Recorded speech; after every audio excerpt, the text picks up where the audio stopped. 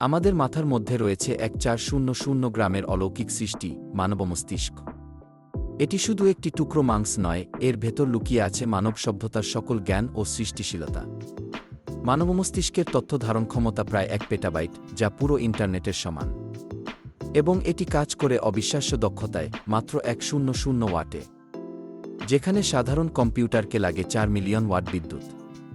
এর গণনাশক্তি এতই অসাধারণ যে ১ সেকেন্ডের কার্যক্রম অনুকরণ করতে বিজ্ঞানীদের প্রয়োজন হয়েছিল বিশ্বের অন্যতম দ্রুততম সুপার কম্পিউটার।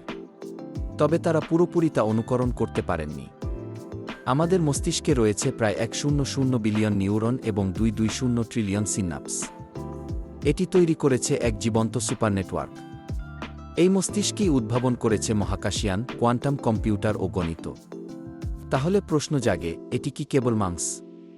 নিশ্চয়ই, এটি মহান স্রষ্টার প্রকৌশলের শ্রেষ্ঠ সৃষ্টি।